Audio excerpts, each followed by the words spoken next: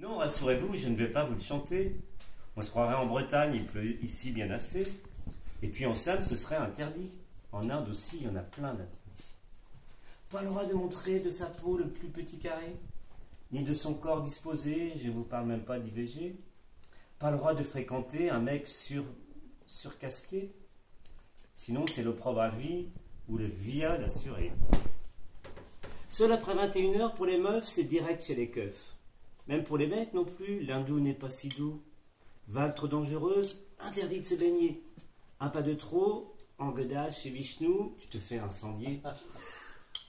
Il voue pourtant un culte immodéré au Diolinguam, mais dans la vie réelle, l'amour, pas si simple pour le Kidam.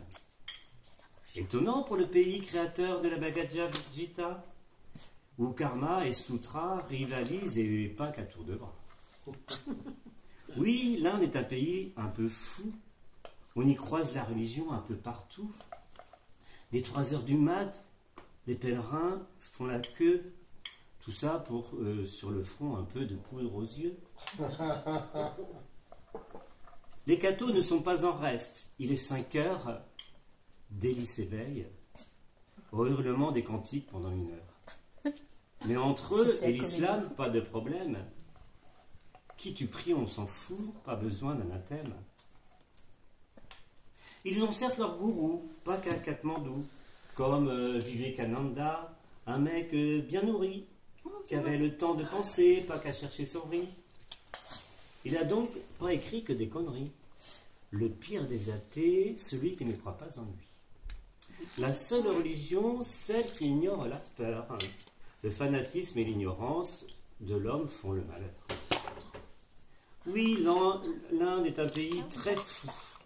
Du bruit, des déchets, il y en a partout. À l'eau, tu préféreras la bière ou le brandy. Et si ta main droite, ce que fait la gauche, ignore, entre caca pipi, bouffer le riz ou pire encore, tu éviteras peut-être la dysenterie. Si t'aimes pas les épices, les basmati, la vie n'est pas ici. Ta vie n'est pas ici où rabat-toi sur les fruits, bananes, mangues ou fruits de jack, les ananas remplissant plein ton sac. Oui, l'Inde est des contrastes le pays. Là-bas, certes, tu pleures si tu n'aimes pas le riz. Tu y côtoies le pire, le meilleur. Tu peux y trouver ta joie ou ton malheur. Les taudis y côtoient les palaces. Le gentilhomme se mêle à la populace. L'eau des rizières, la plus aride des terres. Le brahman est à côté du truand. Le seigneur est assis près du manant.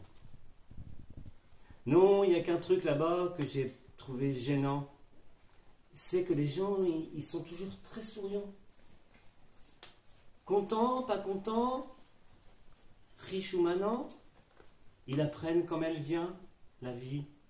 C'est leur karma, Brahma leur a dit. Alors, ils vivent le moment présent. Ici, au moins, les gens sont tristes. Ils préfèrent de loin qu'on les assiste. Ils font la gueule pour un oui, pour un non. Ils gueulent surtout, les autres sont tous des cons. Les psys, les politiques en font leur blé.